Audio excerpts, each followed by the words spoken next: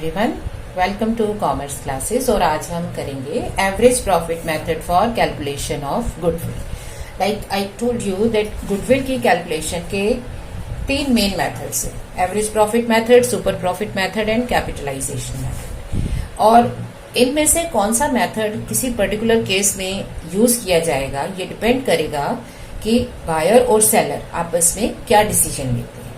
Basically हम क्या कहते हैं कि गुडविल इज अ कॉन्सेप्ट कि इट्स अ मैग्नेटिक फोर्स जो हमारे कस्टमर्स को, पुराने कस्टमर्स को रिटेन करती है और नए कस्टमर्स को बिजनेस में लेके आती है।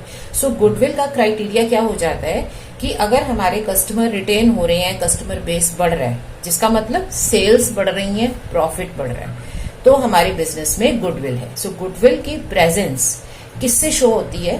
प्रॉफिटेबिलिटी से। अगर बिजनेस अच्छा प्रॉफिट कमा रहा है, इसका मतलब उस बिजनेस की गुडविल या रेपुटेशन है, राइट। सो गुडविल के होने का क्राइटेरिया क्या हो गया? प्रॉफिट। इसलिए गुडविल के वैल्यूएशन मेथड्स में प्रॉफिट कहीं ना कहीं जरूर यूज होता है। सो एवरेज प्रॉफिट मेथड क्या एज्यूम करता है कि अगर कोई बिजनेस प्रॉफिट अर्न कर रहा है, इसका मतलब उसकी गुडविल है। So goodwill should be based on the profits of the business. So goodwill business के प्रॉफिट्स पर होगी। जैसे आप मार्केट में देखते हो कई शॉप्स हैं, ठीक है, मार्केट में शॉप ए है, शॉप बी है, शॉप सी है, कोई एक नई शॉप खुल गई। सो सब बिजनेसेस काम कर रहे हैं, ठीक है, वो गुड्स और सर्विसेज सेल कर रहे हैं, अच्छी सर्विस दे रहे हैं। और कई बार ऐसा होता है कि कुछ शॉप्स क्लोज हो जाती हैं। थोड़े टाइम में आप देखते हो एक शॉप नई खुली थी बट कुछ टाइम बाद वो क्लोज हो गई, लेकिन कोई एक और शॉप थी जो धीरे धीरे ग्रो कर रही है, ठीक है। सो एवरेज प्रॉफिट मेथड किस अंडरस्टैंडिंग पे काम करता है? वो इस अंडरस्टैंडिंग पे काम करता है कि अगर बिजनेस प्रॉफिट कमा रहा है तो ये उसकी रेप्यूटेशन की वजह से है।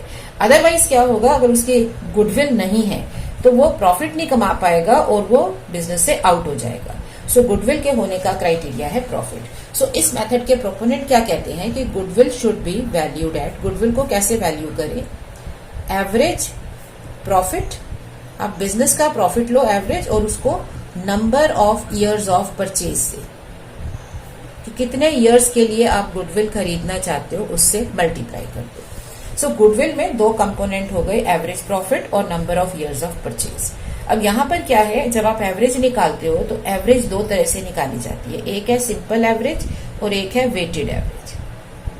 सो अकॉर्डिंगली हमारे दो मेथड्स बन जाते हैं, simple average method, simple average profit method, या weighted average profit method. So simple average में क्या होता है कि हम प्रॉफिट्स लेते हैं, उनको एवरेज कर देते हैं। जैसे अगर लास्ट ईयर के प्रॉफिट्स लो, उनको सिंपली एवरेज ऐड करो divided by the number of years, तो वो आपका हो जाता है एवरेज प्रॉफिट, और उसको मल्टीप्लाई करते हो नंबर ऑफ ईयर्स ऑफ।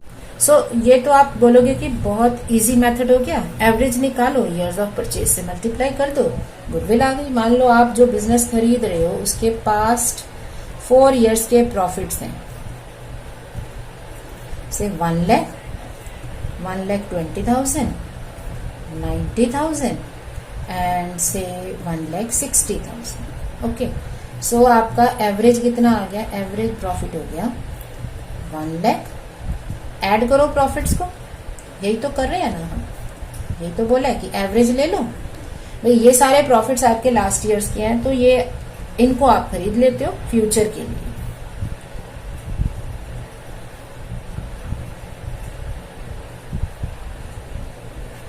कितना आ गया आपका?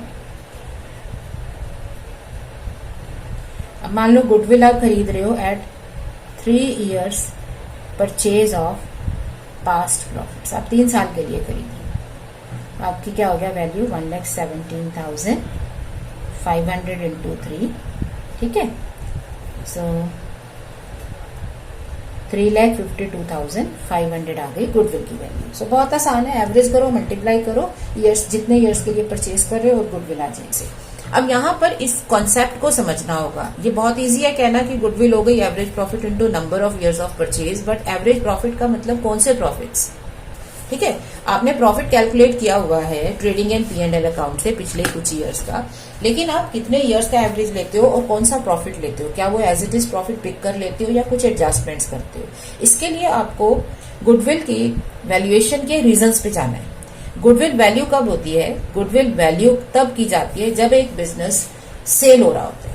तो एक business as a going concern sale हो रहा है, तो जो सेलर है वो अपने बिजनेस की एसेट्स और लाइबिलिटीज के साथ साथ गुडविल को भी सेल करता है कि मेरे बिजनेस की इतनी रेपुटेशन है, अगर आप मेरा खड़ा बिजनेस लोगे, चलता बिजनेस लोगे, तो आपको भी तो वो प्रॉफिट होगा, फायदा होगा। सो इसलिए वो गुडविल को बेच रहे हैं। और अगर आपके बिजनेस में एक नया पार्टनर ले लेते हो, ठीक है, सो उस केस में भी आप यही कहोगे ना कि मैंने इतने टाइम से इस बिजनेस में इतनी रेपुटेशन अर्न की है, तुम आज नए आए हो और जो प्रॉफिट मैं कमा रहा हूं उसमें तुम शेयर लोगे।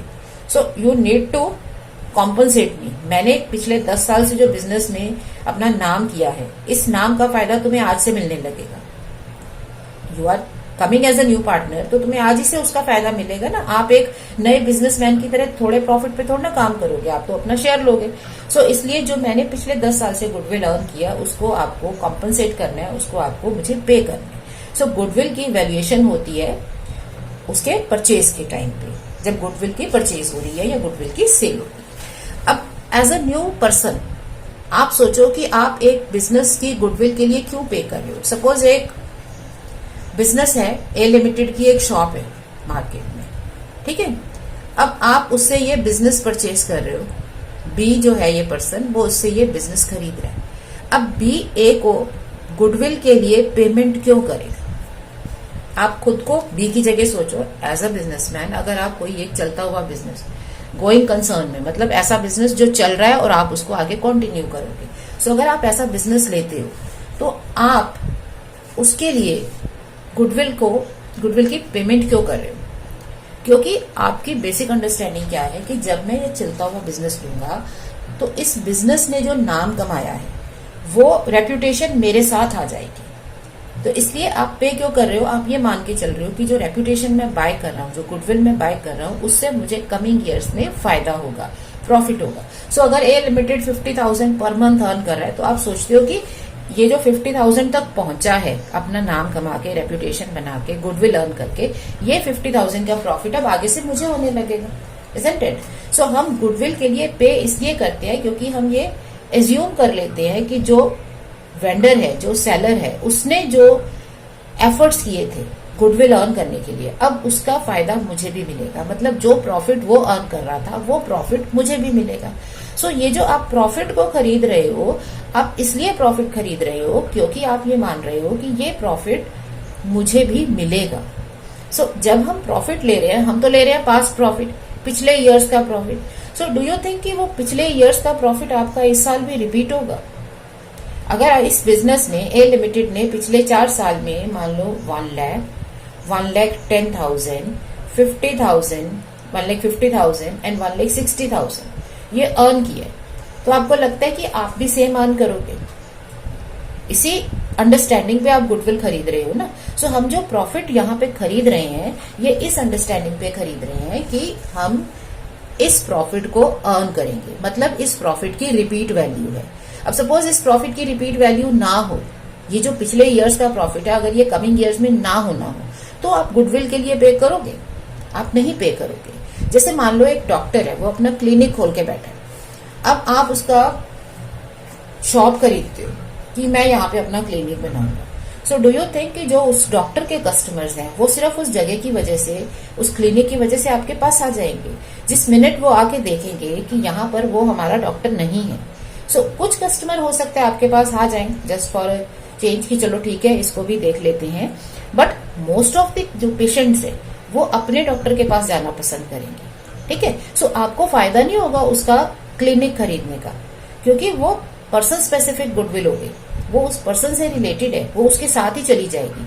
सो उस केस में आप गुडविल के लिए पे नहीं करोगे, आप यही कहोगे कि तुम्हारे पेशेंट्स मेरे पास नहीं आएंगे, मैं गुडविल को पे नहीं कर सकता। सो गुडविल हम इसलिए पे करते हैं या खरीदते हैं क्योंकि हम ये मान के चल रहे हैं कि ये जो प्रॉफिट है ये रिपीट होने वाला है, ये हमें मिलेगा, ठीक है। जो पिछले ईयर्स का प्रॉफिट है वो हमें मिलना है।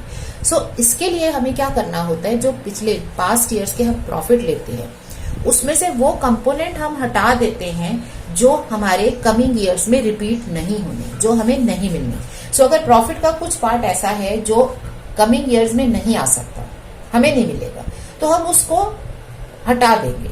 लाइक हो सकता है कि इस पर्टिकुलर ईयर में इस बिजनेसमैन ने अपनी बिल्डिंग बेची थी या लैंड का एक पार्ट सेल किया था, जिसकी वजह से उसे 30,000 का प्रॉफिट हुआ था।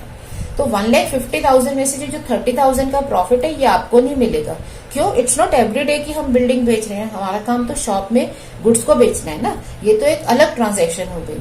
सो ये प्रॉफिट आपको नहीं मिलेगा। सिमिलरली ऐसा भी हो सकता है कि ए जो है वो उस बिजनेस को खुद ही मैनेज करता था, लेकिन आप एक मैनेजर रखोगे, ठीक है। अब जब आप मैनेजर रखोगे तो आप मैनेजर को पेमेंट भी करोगे, पैसे दोगे, उसको सैलरी दोगे। सो ये जो प्रॉफिट आपको मिल रहा है ये रिपीट नहीं होने वाला, क्योंकि इसमें से मैनेजर की सैलरी कटेगी। जो इसकी नोशनल सैलरी है, जो ए लिमिटेड खुद काम करके सैलरी बचा रहा था और अपना ज्यादा प्रॉफिट अर्न कर रहा था, आपके साथ वो नहीं होने वाला, क्योंकि आपको फ्यूचर में सैलरी पे करनी है। अच्छा, ऐसा भी हो सकता है कि इसमें से जब ये अमाउंट कैलकुलेट किया तो अमाउंट की कैलकुलेशन में कुछ एरर हो गई थी, ठीक है। आपने कोई पुराना कंप्यूटर आपके पास था, वो आपने बेचा और उसको आपने सेल्स में ऐड कर दिया। आपका से 30,000 रुपीज की वैल्यू का कंप्यूटर था, वो आपने 35,000 में बेच दिया। अब वो कंप्यूटर आपने सेल में लिख दिया, तो आपकी सेल ज्यादा हो गई, सेल इंक्रीज हो गई। इसका मतलब आपका जो प्रॉफिट है वो बढ़ गया, बट इन रियलिटी वो सेल थी ही नहीं। उस कंप्यूटर की सेल पे तो हो सकता है आपको प्रॉफिट होता, हो सकता है लॉस होता, उतना ही तो फिगर आता है ना। तो वो आपके बिजनेस का पार्ट नहीं है, वो नॉर्मली हर बार सेल नहीं होने वाला। सो इसका मतलब क्या हो जाता है कि जब हम एवरेज प्रॉफिट कैलकुलेट करते हैं तो उसमें हमें 3 तरह के चेंजेस को एडजस्ट करना होता है, ताकि हम वो प्रॉफिट सॉल्व करें जो हमारा रिपीट वैल्यू रखता है, जो हम खरीदेंगे। हम सारा प्रॉफिट नहीं खरीदेंगे, जो प्रॉफिट हमारे पास रिपीट होके नहीं आना उसको हमें हटा देना है। सो इसके लिए 3 तरह के चेंजेस होते हैं। पहला चेंज क्या होता है? कैलकुलेशन एरर्स का। जब भी हम कोई अमाउंट कहीं से पिक करते हैं, हमारी सबसे पहली चीज होती है कि उसको ठीक कर लो, इसमें कोई भी एरर है तो उसको ठीक कर लो। सो अगर इस प्रॉफिट की कैलकुलेशन में कोई एरर हुई है, एवरेज प्रॉफिट कैसे निकलता है? प्रॉफिट का सम करते हैं, नंबर ऑफ ईयर से डिवाइड करते हैं, ठीक है ना। सो जो प्रॉफिट आपने लिए हैं, अगर उनके कैलकुलेशन में कोई एरर हो गई है, कोई मिस्टेक हो गई है, तो आपको पहला स्टेप ये होगा कि आप कैलकुलेट करो adjusted profit. Adjusted past profit का मतलब है वो प्रॉफिट जो रिपीट होने वाला है। ओके, सो अब हमारा जो सिंपल एवरेज प्रॉफिट मेथड है, ठीक है, इसमें पहला स्टेप क्या हो गया? हमें कैलकुलेट करना है एवरेज प्रॉफिट। एवरेज प्रॉफिट कैसे निकलेगा? इसके लिए सबसे पहले हमें प्रॉफिट लेने होंगे, राइट। सो आप पहला स्टेप क्या करोगे? Calculation of adjusted past profits, ठीक है। अब कैसे एडजस्ट करते हैं? मान लो आप पिछले 4 साल का एवरेज लेना चाहते हो, आपने 4 साल के प्रॉफिट्स लिख दिए, नेट प्रॉफिट ऑफ द चारों ईयर्स के प्रॉफिट आपने लिख दिए। अब आपको ये देखना है कि इनकी रिपीट वैल्यू है या नहीं है, क्योंकि हमें गुडविल खरीदनी है। तो गुडविल हम इस वजह से खरीद रहे हैं कि जो प्रॉफिट पिछला ऑनर अर्न कर रहा था वो हमें भी मिलेंगे। सो अगर कोई ऐसे प्रॉफिट्स है जो हमें नहीं मिलेंगे तो हम उनको गुडविल की कैलकुलेशन में नहीं लेंगे, क्योंकि जब हमें वो प्रॉफिट ही नहीं मिलना तो हम उसको क्यों लें? उसके लिए गुडविल में उसको इंक्लूड करके उसके लिए पैसा क्यों दे, जब वो प्रॉफिट हमने लेना ही नहीं है, जिसकी रिपीट वैल्यू नहीं है, ठीक है ना। सो हमें प्रॉफिट की कैलकुलेशन को ध्यान से देखना होता है। इसमें जो पहली एडजस्टमेंट आती है, फर्स्ट एडजस्टमेंट क्या होती है? Rectification of error. आपके प्रॉफिट की कैलकुलेशन में जो भी एरर्स हुई हैं उनको रेक्टिफाई करो, उनको ठीक करो। अब एरर्स क्या क्या हो सकती हैं ये थोड़ा सा हम डिटेल में समझ लेते हैं। एरर्स हो सकती हैं, नंबर 1, कोई आपका कैपिटल एक्सपेंडिचर है, वो चार्ज हो गया एज रेवेन्यू, ठीक है। Capital expenditure charged as revenue. अब अगर आपने कैपिटल एक्सपेंडिचर को रेवेन्यू मान लिया, रेवेन्यू एक्सपेंडिचर मान लिया, तो इसका इफेक्ट क्या रहा होगा? आपने उसको अपने एक्सपेंसेस में लिख दिया तो आपके प्रॉफिट कम हो गए, तो उसे ऐड बैक कर दो, उसको ऐड बैक करेंगे। और इसमें साथ में हमें क्या लेना होगा? Effect of depreciation. क्योंकि जब भी कैपिटल एक्सपेंडिचर्स मतलब एसेट्स की बात आती है तो डेप्रिसिएशंस भी होते हैं। सो अब आपको डेप्रिसिएशन का इफेक्ट भी लेना है, क्योंकि ये तुम्हारा कैपिटल एक्सपेंडिचर है, उसको रेवेन्यू में डाल दिया, अब ठीक करने के लिए उसे रेवेन्यू में ऐड बैक किया और अब उसको कैपिटल एसेट मान लिया। तो जब वो एसेट बन गई तो डेप्रिसिएशन चार्ज करना पड़ेगा, तो डेप्रिसिएशन माइनस होंगे, लेकिन होंगे कहाँ, रेलेवेंट ईयर में। मान लो इस ईयर में गलती की है तो यहां से डेप्रिसिएशन की एडजस्टमेंट शुरू होगी, यहां तक तो कोई प्रॉब्लम नहीं थी, ठीक है। सेकेंड एडजस्टमेंट क्या हो सकती है, आपकी revenue expenditures charged as capital expenditure. Revenue expenditure को आपने कैपिटल एक्सपेंडिचर मान लिया, ठीक है। सो ये कैसे हो सकता है, मान लो आपने बिल्डिंग को रिपेयर कराया, उसमें काफी खर्चा किया, ओके। अब वो बिल्डिंग को जो रिपेयर करने में एक्सपेंडिचर हुआ, ये नॉर्मल रिपेयर एक्सपेंडिचर है, लेकिन आपने इसको बिल्डिंग की कॉस्ट में ऐड कर दिया कि ये तो इतना ज्यादा खर्चा हो गया तो मैं बिल्डिंग की कॉस्ट बढ़ा देता हूँ, लेकिन वो कैपिटल एक्सपेंडिचर तो नहीं है। आपने उसको जब बिल्डिंग में ऐड कर दिया, इसका मतलब उसे P&L में नहीं लिखा, उसे बिल्डिंग में, सपोज आपकी बिल्डिंग 9 लाख की थी, आपने 1 लाख का एक्सपेंडिचर किया, बिल्डिंग 10 लाख की कर दी। अब इसका इफेक्ट क्या होगा, नंबर 1 आपका प्रॉफिट गलत हो गया। अब ये 1 लाख का एक्सपेंडिचर रेवेन्यू नेचर का था तो उसे P&L में जाना चाहिए था, तो इसका मतलब उसे P&L में क्या करना चाहिए था, माइनस। समझ रहे हो, तो उसे माइनस करो, लेकिन ये ईयर स्पेसिफिक है, जिस ईयर की बात चल रही है वहीं पे होगा। दूसरा क्या होगा, इफेक्ट ऑफ डेप्रिसिएशन, जब उसको आपने रेवेन्यू एक्सपेंडिचर मान लिया, ठीक है, तो अब क्या है कि आपने तो उसको बिल्डिंग में ऐड कर दिया था और हर साल अब आप 10 लाख पे डेप्रिसिएशन ले रहे थे, इस पे ले रहे थे, जबकि आपको लेना था 9 लाख पे। इसका मतलब ये जो 1 लाख पे आप एक्स्ट्रा डेप्रिसिएशन लेते जा रहे हो, वो नहीं लेना था। ये अब आपने ऐसा डेप्रिसिएशन ले लिया है, तो इसको ठीक करने के लिए क्या करेंगे, इसको ऐड बैक कर देंगे, ठीक है। सो हमें क्या समझना है कि अगर हमारी कोई कैपिटल एक्सपेंसेस रेवेन्यू में गलती से लिख दिया है तो उसे प्रॉफिट में ऐड बैक कर दो, लेकिन क्योंकि वो कैपिटल एक्सपेंडिचर है तो अब डेप्रिसिएशन लगना शुरू हो जाएगा, उसे माइनस करो। दूसरा इसका रिवर्स केस है, तो उसमें क्या होगा, आपका प्रॉफिट कम हो जाएगा लेकिन डेप्रिसिएशन ऐड बैक होने लगेगा, क्योंकि ये तो इसमें डालना ही नहीं था, तो ये आप चार्ज करते जा रहे हो, तब आप डेप्रिसिएशन कम करो। मान लो आपका डेप्रिसिएशन 10% है, इसका मतलब आपको 90,000 डेप्रिसिएशन देना था, आप तो 1 लाख दे रहे हो, इसका 10%। सो जो एक्स्ट्रा आपने चार्ज किया उसको ऐड बैक कर दो। इसके अलावा क्या प्रॉब्लम हो सकती है, ओवर और अंडर वैल्यूएशन ऑफ स्टॉक्स, ये भी आपकी एरर्स है। आपने गलती की है कहीं प्रॉफिट की कैलकुलेशन में, उसे ठीक करो। तो अब क्या करेंगे, अगर आपका ओपनिंग स्टॉक की बात हो रही है, ठीक है, so over valuation of opening stock, इसे क्या करोगे। अब अगर हमारा ओपनिंग स्टॉक ओवर वैल्यू हो जाए, इसका क्या इफेक्ट होगा। अब आप ट्रेडिंग अकाउंट पे जाओ, अगर ट्रेडिंग अकाउंट में, क्योंकि ओपनिंग स्टॉक डेबिट साइड में आता है, अगर डेबिट साइड में मैं कुछ ज्यादा लिख दूं, इसका सीधा इफेक्ट क्या होगा, मेरा प्रॉफिट कम हो जाएगा, क्योंकि ये तो डिफरेंस है ना। सो अगर कोई चीज डेबिट में ज्यादा हो गई तो प्रॉफिट कम हो गया, तो अब इसकी करेक्शन क्या है, क्योंकि प्रॉफिट कम हुआ है इसको ऐड बैक करो। अब इसका उल्टा क्या है, under valuation of opening stock, इसे माइनस कर दो। अगर ये कम कर दिया, मान लो आपने अपना ओपनिंग स्टॉक 50,000 था, आपने उसको 40 कर दिया, तो आपका प्रॉफिट 10 से ज्यादा दिख रहा है, तो आपको प्रॉफिट तो ठीक करना है ना, उसको माइनस करो। इसका रिवर्स क्या हो जाएगा, over valuation of closing stock वो माइनस, और under valuation of closing stock plus. तो ये लॉजिकली प्रोसीड करोगे, कोई भी एक चीज अगर समझ में आ जाती है तो आपको बाकी उसके साइंस नजर आ जाएंगे। मैं फिर से एक्सप्लेन कर देती हूँ। मान लो क्लोजिंग स्टॉक आपका अंडर वैल्यू होता है, यहां लिखते हो ना क्लोजिंग स्टॉक, ये प्रॉफिट का साइन है, ये माइनस एक्सपेंसेस का साइन है। अगर आपका क्लोजिंग स्टॉक अंडर वैल्यू मतलब कम लिखा गया है, सपोज आपका क्लोजिंग स्टॉक था 50,000, आपने उसे 30 लिख दिया, तो इसका प्रॉफिट पे क्या इफेक्ट पड़ा, ये इफेक्ट हुआ कि प्रॉफिट भी आपका 20,000 से कम हो गया, क्योंकि ये 30 लिख दिया, ये आपने 20 कम लिखा, तो प्रॉफिट भी कम आएगा ना, क्योंकि ये माइनस हो जाता है, या this minus this, so profit कम हो गया। ये हमें ठीक करने हैं, ये एरर्स हैं, ये गलतियां हैं। तो गलती को ठीक करने का तरीका क्या होता है, उसका उल्टा करना होता है। जैसे आप गलती से किसी को कुछ मार देते हो या लग जाता है, तो उसको ठीक कैसे करते हो, आप उसका रिवर्स करते हो, उसको सॉरी बोल देते हो या उसके वहां पर दवाई लगा देते हो, है ना। तो गलती को ठीक करने का तरीका क्या होता है, उसका रिवर्स। जो किया है ना, जो कर चुके हो उसका रिवर्स करो। ठीक है। सो अगर प्रॉफिट कम हो गया है तो उसको ऐड बैक करो। सो इस तरह से ये चारों चीजें आ जाएंगी।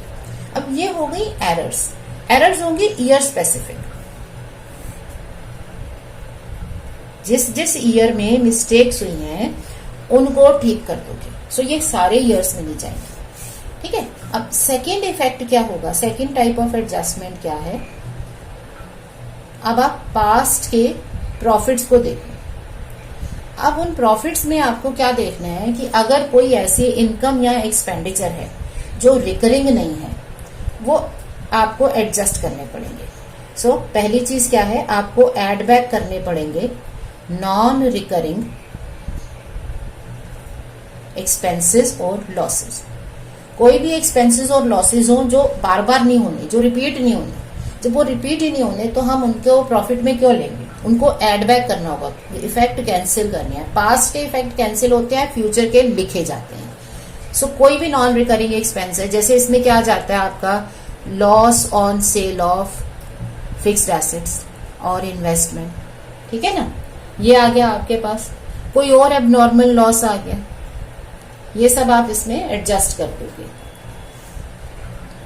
इसका उल्टा क्या है पास्ट का, अगर आपके नॉन रिकरिंग इनकम्स हैं, कोई ऐसी इनकम है जो नॉन रिकरिंग है, तो उसको आपको डिडक्ट करना होगा। जैसे profit on sale of fixed assets और इन्वेस्टमेंट। ऑलराइट, तो ये आप माइनस कर दो। अब आपने पास्ट प्रॉफिट देख लिया। अब आपके पास ऐसा पास्ट प्रॉफिट आ गया जो रिपीट आपका हो सकता है। अब आपके पास रिपीट वैल्यू हो गई है। अब ऐसा प्रॉफिट निकल के आया है जो आपका रिपीट होगा, जो कमिंग ईयर्स में आएगा, क्योंकि आपने जो एक्स्ट्रा चीजें हैं ना उनके इफेक्ट हटा दिए, गलतियों को ठीक कर दिया आपने। एक्स्ट्रा चीजें जो रिपीट वैल्यू नहीं रखती है उनको निकाल दिया। अगर वो एक्सपेंसेस है तो एड बैक कर दो, इनकम है तो माइनस कर दो। नाउ हमें तो फ्यूचर देखने। सो अब आपका तीसरे टाइप ऑफ एडजस्टमेंट क्या होती है, फ्यूचर चेंजेस। अब आप फ्यूचर चेंजेस देखोगे। अब फ्यूचर चेंजेस क्या होंगे, एप्लीकेबल टू ऑल, क्योंकि ये तो हर ईयर में होने वाला है। सो वो सब में एडजस्ट करेंगे। फ्यूचर के चेंजेस किस तरह से हो सकते हैं, जैसे मैंने आपको एक एग्जांपल दिया था। आपका सपोज अब तक से आपके पास इंश्योरेंस नहीं थी, आपके पास इन द सेंस की बिजनेस नहीं, जिसका बिजनेस आप खरीद रहे हो उसने इंश्योरेंस नहीं ले रखी थी। अब क्या होगा, आपको लगता है कि इंश्योरेंस की जरूरत है, इंश्योरेंस वो लेनी चाहिए, उसका बर्डन पड़ेगा, तो आपके बिजनेस का प्रॉफिट कम होने लगेगा। ठीक है ना। सो आपको क्या करना है, जो फ्यूचर एक्सपेंसेस हैं जो पास्ट में नहीं हो रहे थे लेकिन फ्यूचर में होंगे, उनको माइनस करो। Provide for future expenses. So ये माइनस करेंगे, ये एप्लीकेबल होंगे टू ऑल। ये सब ईयर्स में जाएगा इसका इफेक्ट, क्योंकि ये तो हर साल करना पड़ेगा। ये तो है नहीं कि एक पर्टिकुलर ईयर से स्पेसिफिक है। ये पास्ट को देख के कर रहे थे तो ये ईयर स्पेसिफिक थे, ये फ्यूचर के लिए है तो ये सब में जाएगा। इसके अलावा कोई फ्यूचर में इनकम भी हो सकती है ना। सो अगर आप कोई फ्यूचर में इनकम एक्सपेक्ट कर रहे हो, उसको आप ऐड करो। सिमिलरली आप एड बैक क्या करोगे, past expenses not likely to occur in future. Past के कोई एक्सपेंसेस है जो फ्यूचर में होने ही नहीं है, तो उसको ऐड बैक कर दो। जैसे इसमें ये हो सकता है कि जो पहले वाला बिजनेसमैन था वो उसने मैनेजर रखा हुआ था, मैनेजर को वो सैलरी देता था 1 लाख। आप नहीं रखोगे, आप सोचते हो कि मैं तो खुद अपना बिजनेस मैनेज करूंगा, मुझे मैनेजर की जरूरत नहीं है। इसका मतलब आपका प्रॉफिट बढ़ जाएगा। सो आप उसको ऐड बैक कर दो। सो कोई भी एक्सपेंसेस जो फ्यूचर में नहीं होने हैं उनको ऐड बैक करो। जो आपको लगता है कि ये वेस्टेज थी, इसको नहीं मैं करने वाला, इसको हटा दूंगा। ठीक है। और जो आपके फ्यूचर में आने वाले एक्सपेंसेस हैं, इनके लिए प्रोवाइड करना है, तो उनको आपको माइनस करना है। सो इससे आपके पास क्या आ जाएगा, ये आ जाएगा आपके पास एडजस्टेड पास्ट प्रॉफिट। आपने प्रॉफिट को ठीक कर लिया, रिपीट वैल्यू ले ली कि ये वो प्रॉफिट है जो मेरा फ्यूचर में रिपीटेडली होने वाला है। सो अब हमारा स्टेप सेकंड क्या हो जाएगा, कैलकुलेशन ऑफ एवरेज प्रॉफिट। ठीक है। सो एवरेज प्रॉफिट क्या होता है, एवरेज कैसे निकालते हैं, sum of the profits of last जितने भी ईयर्स का आपने लेना है, जो भी आपने बनाया पॉलिसी परचेजर सेलर ने मिलके, अपॉन नंबर ऑफ ईयर्स। 4 साल का प्रॉफिट है तो 4 से डिवाइड कर दो, 5 का है तो 5 से डिवाइड कर दो, ठीक है ना। अब ये इसमें ये चीज देख लो बेटे, इसमें ये जो मैंने एडजस्टमेंट्स बताई हैं, इसमें आपको ये सारे रट्टे नहीं लगाने हैं, क्योंकि किसी भी एक क्वेश्चन में हम सारी चीजें थोड़ा ना देख रहे होंगे। हर क्वेश्चन में 2 या 4 पॉइंट होंगे, उन्हीं को एडजस्ट करने। सो इनको रटने के बजाय आप सिर्फ 3 कंपोनेंट समझो। पहली चीज गलतियों को हटाओ, रेक्टिफाई करो। Number 2 past calculations. अब पास्ट कैलकुलेशन में कुछ भी चीज जो नॉन रिकरिंग है उसको हटाना है, तो एक्सपेंसेस एड बैक होते हैं, इनकम डिडक्ट होती है, क्योंकि हम रिपीट वैल्यू ले रहे हैं प्रॉफिट की। अब फ्यूचर देखो, तो फ्यूचर में कोई एक्सपेंस होना है तो माइनस करो, फ्यूचर की कोई इनकम है प्लस करो, कोई पास्ट का एक्सपेंस फ्यूचर में नहीं होगा ऐड बैक करो, ठीक है। तो हमें फ्यूचर के हिसाब से चलना है। सो ये सिर्फ आप अंडरस्टैंडिंग लो कि मुझे प्लस करना है या माइनस करना है, रादर देन कि आप इन ट्रांजेक्शन्स को रटो। इनको रटना नहीं है। जब आप इसके क्वेश्चन करोगे तो हर क्वेश्चन में ट्रांजेक्शन डिफरेंट वे से लिखी होगी, तो आपको तो ट्रांजेक्शन समझनी होगी, उसका इफेक्ट समझना होगा। और इफेक्ट 3 तरह से समझते हैं। गलती है तो ठीक कर दो, पास्ट से रिलेटेड है, अगर आपके नॉन रिकरिंग ट्रांजेक्शन्स हैं उनको एडजस्ट मतलब एड बैक करो या डिडक्ट करो, income deduct expenses add back, ये भी एडजस्टमेंट है। बट फ्यूचर के लिए चेंजेस करने होते हैं, सो फ्यूचर के एक्सपेंसेस माइनस कर दो, इनकम्स प्लस कर दो। सो ये तुम्हें क्वेश्चन वाइज ही देखना होगा, ऑलराइट। सो प्रॉफिट को एडजस्ट करना है, ये ध्यान में रख के ओवरऑल क्या है, हमें रिपीट वैल्यू देखनी है। कौन सा ऐसा प्रॉफिट का पार्ट है जो हमें अगले ईयर्स में मिलना है, हम उसी को खरीदेंगे। जो नेक्स्ट ईयर में नहीं होने वाला उसे नहीं खरीदना। सो ये सब चीजें हम इसीलिए कर रहे हैं। तो इतने सारे पॉइंट्स मैंने सिर्फ ये समझाने के लिए बताए हैं कि इस तरह की ट्रांजेक्शन्स हो सकती है। डोंट गो विद दिस, इसको रटना नहीं। ये क्वेश्चन करोगे क्लैरिटी होगी। ओके, अब आपका थर्ड स्टेप क्या है, calculation of goodwill. So goodwill क्या हो जाएगी, goodwill is average profit into number of years purchase. अब इसमें नंबर ऑफ इयर्स परचेज का कॉन्सेप्ट क्या होता है कि आप जब गुडविल खरीदते हो तो आप प्रॉफिट्स को कुछ पर्टिकुलर इयर्स के लिए खरीदते हो। जैसे आपने किसी का बिजनेस लिया, बाय कर लिया, गुडविल खरीद ली, तो अब उसकी गुडविल का फायदा आपको इनफाइनाइट टाइम के लिए नहीं हो सकता, क्योंकि जैसे ही बिजनेस आप स्टार्ट कर दोगे तो आप अपने लिए गुडविल क्रिएट करना शुरू कर दोगे डे 1 से। उसकी बनी हुई गुडविल को आप बढ़ा भी सकते हो, वो गिरा भी सकते हो, वो आपके हाथ में। अब आपके एक्शंस बोलेंगे।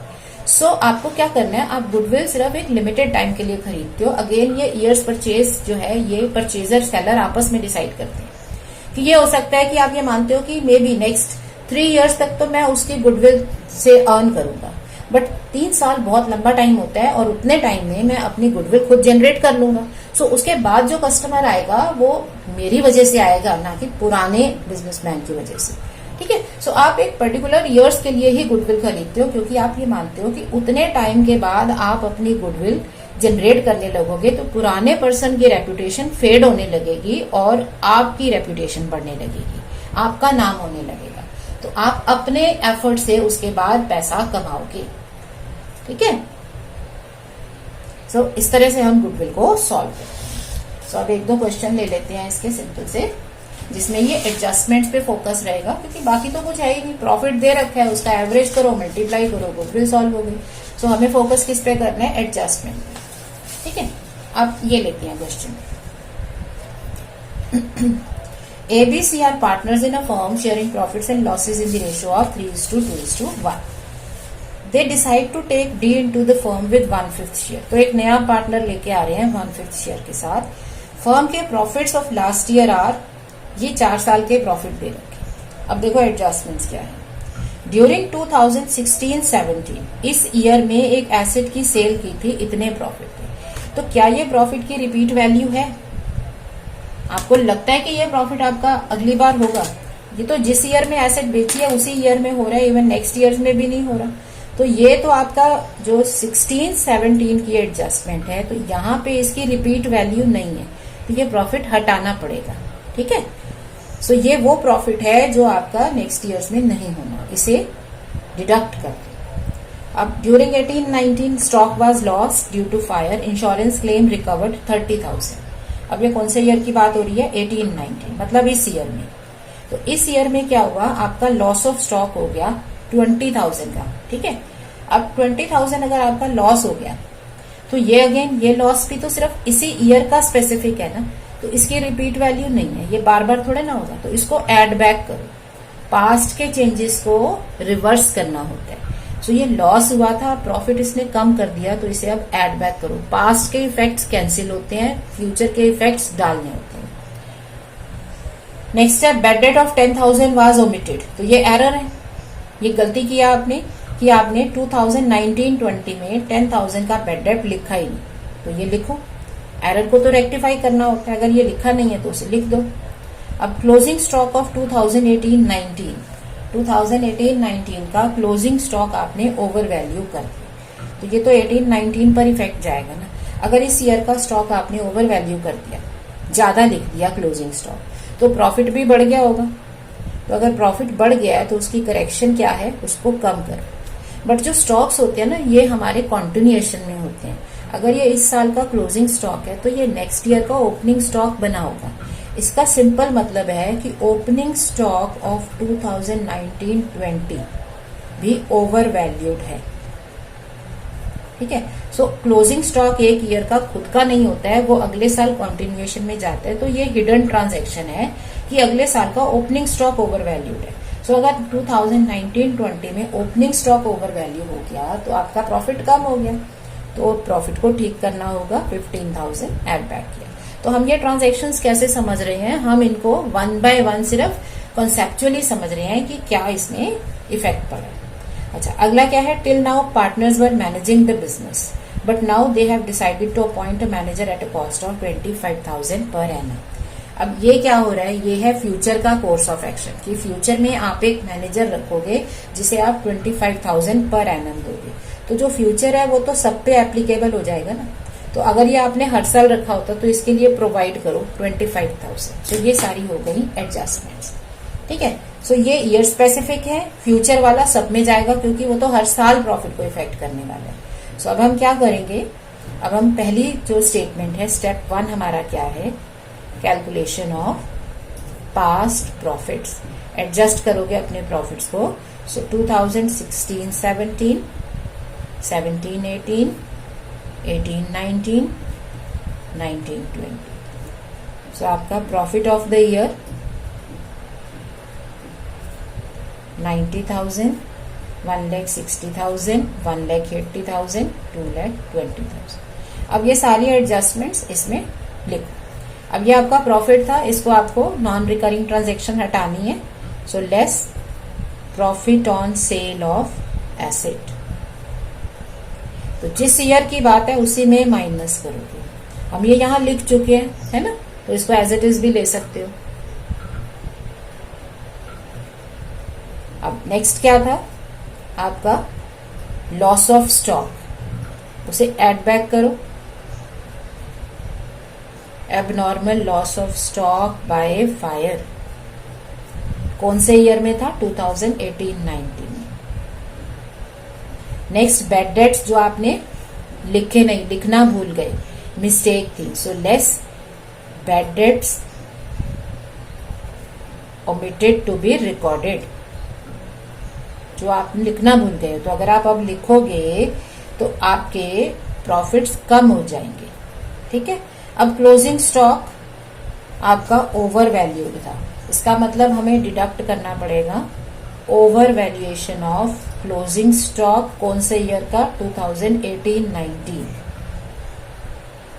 लेकिन ऐड करना पड़ेगा under valuation of opening stock next year में। इस ईयर का क्लोजिंग स्टॉक नेक्स्ट ईयर का ओपनिंग स्टॉक बन गया, तो वहां पर हमने अंडर वैल्यूएशन को ऐड कर दिया, क्योंकि अगर हमारा ओपनिंग स्टॉक अंडर वैल्यूड है तो हमारे प्रॉफिट कम है, ठीक है। तो प्रॉफिट को ठीक करो। अब लास्ट क्या है, less provision for managers remuneration. अब मैनेजर रखना है तो उसके लिए पैसा निकालना पड़ेगा, ये सब ईयर्स में जाएगा। इसका रिवर्स अगर कहते हैं कि पहले मैनेजर रखा हुआ था, अब हटा देंगे, अब खुद मैनेज करेंगे, तो फिर ये एड बैक हो रहा होता है, तो हमें फ्यूचर के हिसाब से चेंजेस लेने हैं। सो एडजस्टेड प्रॉफिट कितना आ गया हमारे पास 55,000, 1,35,000 and 1,60,000 and 2 lakh. So average profit हो गया 55,000 plus 1,35,000 plus 1,60,000 plus 2 lakh upon 4, तो आ गया 1,37,000 गई। गुडविल क्या है 3 years purchase of average of last 4 years, तो 3 साल की परचेज करनी है 3 years की। So goodwill is average profit into 3 years of purchase. 1,37,500 into 3, 4,12,500। Okay, तो इस तरह से हम सिंपल एवरेज मेथड अप्लाई करते हैं। ओके, नाउ एक और क्वेश्चन हम इसका करेंगे just to understand. Alright, so adjustments को ही मेन समझ लें। अब है Sahil purchased business of Rahul on 1st April 2020. It was agreed to value goodwill at 3 years purchase of average of profit of last 5 years. 5 साल के प्रॉफिट का एवरेज करना है और 3 years की परचेज कितने years की है 3 years की है और एवरेज है 5 साल का। प्रॉफिट दे रखा है, अब एडजस्टमेंट पे ध्यान दो। ड्यूरिंग 2019-20 एक मशीन आपकी डिस्ट्रॉय हो गई और उसका लॉस हो गया 30,000 का, जो P&L में लिखा था, ये वाला 2019-20। तो अगर आपकी मशीन खराब हो गई है और लॉस हो गया तो ये लॉस आपका नॉन रिकरिंग है, ये रिपीट वैल्यू तो नहीं रखता, तो इसे एड बैक करना पड़ेगा, एबनॉर्मल लॉस है। So it has been decided to take insurance against fire at an annual premium of 10,000। अब आपको हर साल पॉलिसी का प्रीमियम पे करना पड़ेगा। तो ये जो इंश्योरेंस पॉलिसी का प्रीमियम है ये तो हर साल में जाएगा ना, अगर आपने ली होती तो हर साल जाता, तो फ्यूचर में भी ये हर साल जाएगा। सो इसे एवरी ईयर आपको इसे एडजस्ट करना है, क्योंकि ये एक्सपेंडिचर होगा तो आपके प्रॉफिट गिरेंगे, तो हर साल 10,000 माइनस। अब ये इंपॉर्टेंट है। On 1st April 5 cycles costing 20,000 each. इसका मतलब कितने की साइकिल हो गई 1 लाख रुपीज की साइकिल्स आपने परचेज की थी। 1st April 2018 का मतलब है इस ईयर की बात हो रही है ना, 2018-19। तो आपने जो साइकिल्स हैं वो खरीदी हैं कितने की 5 साइकिल्स ऑफ 20,000 ईच, मतलब 1 lakh rupees. And they were wrongly debited to travelling expense. क्या कर दिया आपने, उसको एक्सपेंसेस में डाल दिया, तो ये तो एरर हो गई। अब अगर आपने गलती से कुछ एक्सपेंडिचर लिख दिया तो उसका रेक्टिफिकेशन क्या होता है, उसे हटाओ एक्सपेंडिचर में से। इसका इफेक्ट क्या हो गया, इसने आपके प्रॉफिट को कम कर दिया था, तो अब आपको इसे ऐड बैक करना पड़ेगा प्रॉफिट में। ठीक है, ये आपने कहाँ लिख दिया था, एक्सपेंस में। तो एक्सपेंस बढ़ गया, प्रॉफिट कम हो गया, तो इसे एक्सपेंस में से माइनस किया, मतलब प्रॉफिट को वापस बढ़ाया। अब आपको इसे एसेट बनाना है तो आपको इस पर डेप्रिसिएशन देना पड़ेगा। तो इस ईयर में, क्योंकि ये बिगनिंग में खरीदी है, तो पूरा ईयर आपके पास है, पूरे ईयर में इसका डेप्रिसिएशन कितना हो गया 20% पर एनम, मतलब 20,000। अब नेक्स्ट ईयर कितना डेप्रिसिएशन होगा 20% अगेन रिटर्न डाउन वैल्यू। अब रिटर्न डाउन वैल्यू कितनी बची है, अगर आपने 1 लाख में से 20,000 इस ईयर में डेप्रिसिएशन दे दिया तो 80,000 रिटर्न डाउन वैल्यू बची, तो 16,000। मतलब अगर ये आप 1 लाख एड बैक कर रहे हो तो इस ईयर में 20,000 और नेक्स्ट ईयर में 16,000 डेप्रिसिएशन डालना पड़ेगा। ये एरर की रेक्टिफिकेशन है। कोई एक्सपेंडिचर था, कैपिटल एक्सपेंडिचर, गलती से एक्सपेंस में डाल दिया, तो पहले तो उसका इफेक्ट हटाओ, उसने आपके प्रॉफिट को कम किया है तो प्रॉफिट को वापस बढ़ा दो, एड बैक करो। सेकेंडली, क्योंकि ये कैपिटल एक्सपेंडिचर है, ये एसेट बन गई है, तो आप डेप्रिसिएशन दो, डेप्रिसिएशन दोगे तो माइनस हो जाएंगे। ठीक है ना। ओके, नेक्स्ट क्या है, Rahul had employed manager at a salary of 30,000 per annum. Rahul कौन था, राहुल था पुराना बिजनेसमैन, तो उसने एक मैनेजर रखा हुआ था, उसको सैलरी देता था 30,000। बट साहिल कहता है कि वो तो बिजनेस खुद मैनेज करेगा। इसका मतलब साहिल मैनेजर नहीं रखेगा। तो जो पहले 30,000 का एक्सपेंडिचर जा रहा था अब आपका नहीं जाएगा, और ये भी हर साल होने वाला है क्योंकि आप बिल्कुल नहीं रखोगे मैनेजर।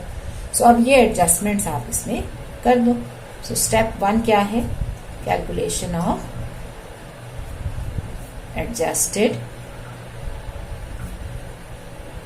Past profit. ओके,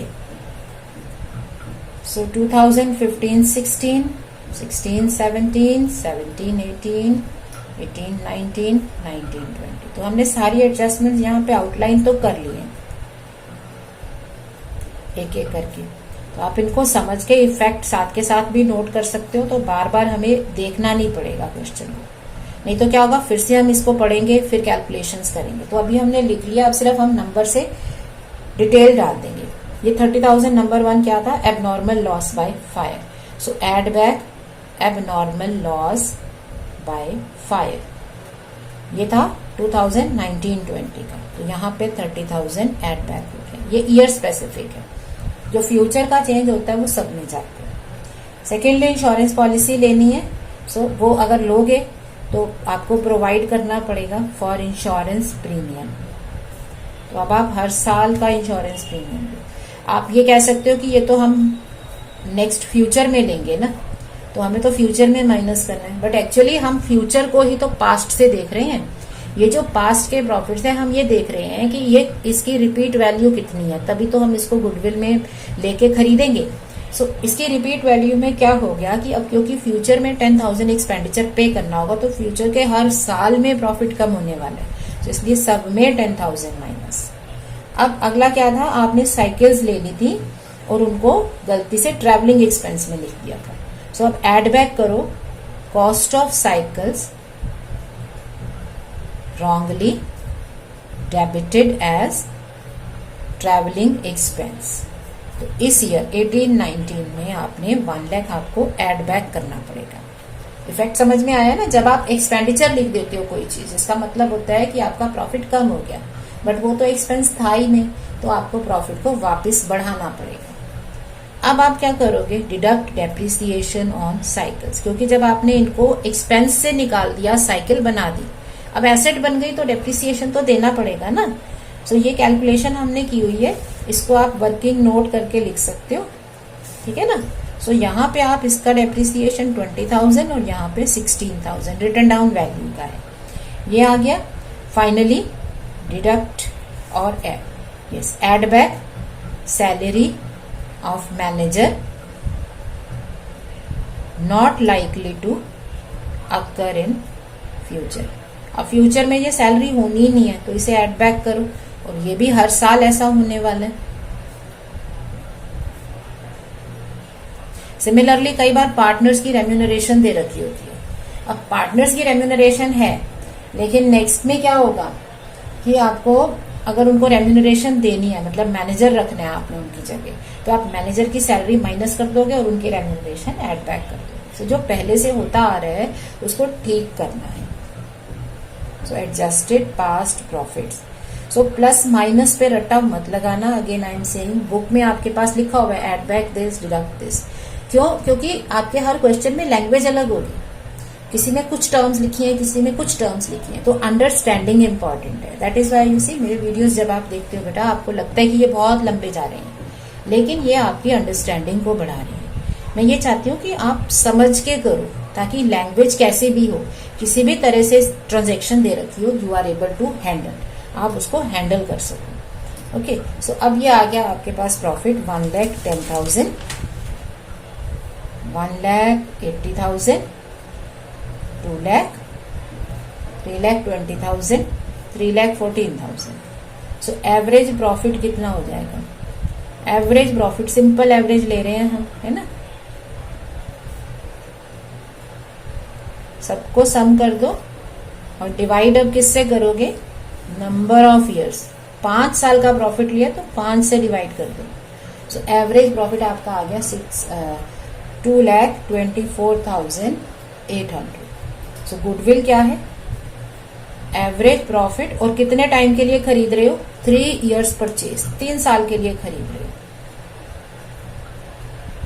सो 2,24,800 इंटू 3, तो ये आ गया आपके पास 6,74,400। सो ऐसे गुडविल निकालते हैं। मैंने जो आपको एग्जांपल्स दिए हैं इनमें ज्यादा आपकी ट्रांजैक्शंस है, काफी डिटेल है, बट एक्चुअल में थोड़ी सी ट्रांजैक्शंस आती हैं। बट हमें तैयारी तो पूरी करनी होती है ना। जब हम फुलेस्ट लेवल की तैयारी करते हैं तो हम छोटे छोटे क्वेश्चंस को भी हैंडल कर सकते हैं, बट अगर मैं आपको छोटे छोटे 2-3 क्वेश्चंस करा दूं तो जो मेजर ट्रांजैक्शंस है वो मिस आउट हो जाएंगी। सो इट्स बेटर कि आप जब तैयारी करो, रिवीजन करो या लर्न करो तो आप मैक्सिमम पॉसिबल चीजें शामिल करो, ताकि आपको सबका फेमिलियरिटी हो जाए। जब चीजें हम बार बार पढ़ते हैं, हम फेमिलियर होने लगते हैं, तो हमारी अंडरस्टैंडिंग अपने आप इम्प्रूव होती है। किसी भी चीज को 2 बार 4 बार 6 बार करोगे, आपकी अंडरस्टैंडिंग बढ़ेगी, आपको रट्टा नहीं लगाना पड़ेगा, आप समझने लगोगे। ठीक है। So I hope this is clear to you. और नेक्स्ट टाइम हम क्या करेंगे, ये हमने क्या किया था, सिंपल एवरेज, तो इन्हीं को रिपीट करेंगे वेटेड एवरेज मेथड से। Okay, so till then keep practising, keep smiling. Thank you.